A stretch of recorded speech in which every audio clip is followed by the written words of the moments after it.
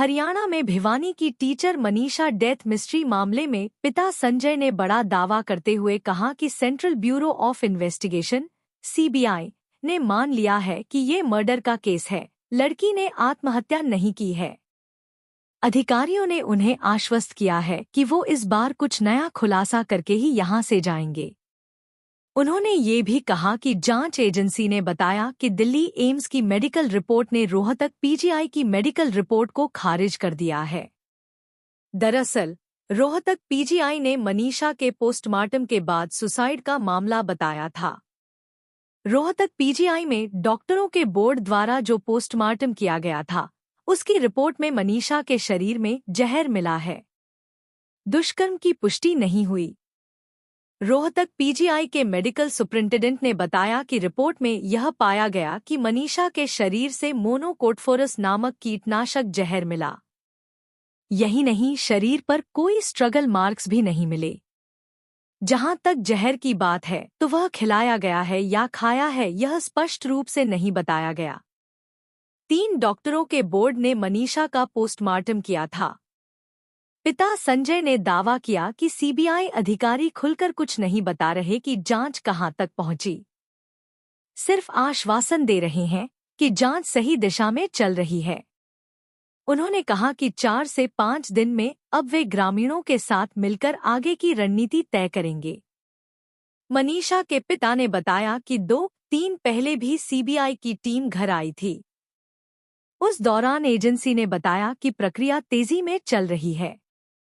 Delhi AIIMS वाली medical report ने रोहतक वाली रिपोर्ट को खारिज किया है, जिसमें सुसाइड की बात कही गई थी। सीबीआई खुलासा करके जाएगी।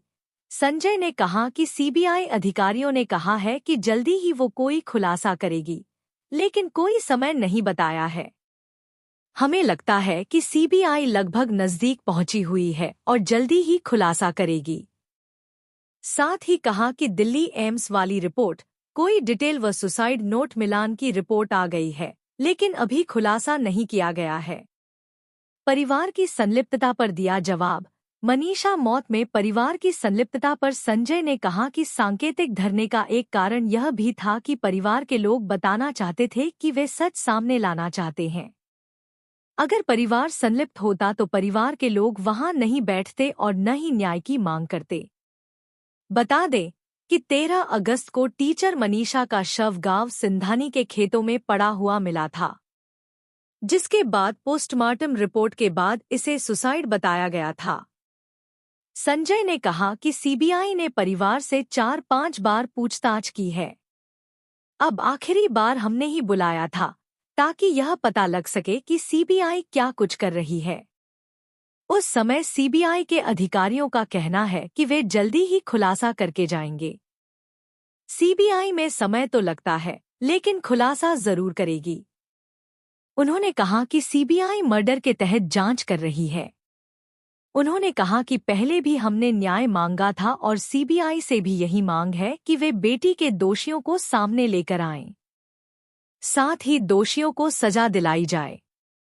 बता दें कि पुलिस द्वारा जांच के बाद हरियाणा सरकार ने इस मामले को सीबीआई को सौंप दिया था, जिसके बाद 3 सितंबर को सीबीआई की टीम भिवानी पहुंची। टीम जांच के लिए 4 बार भिवानी आ चुकी है और अपने स्तर पर जांच कर चुकी है। इसके बाद वह दिल्ली लौट गई।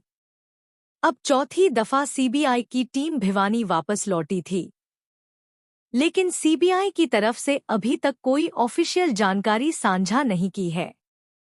11 अगस्त को लापता हुई, 13 अगस्त को शव मिला।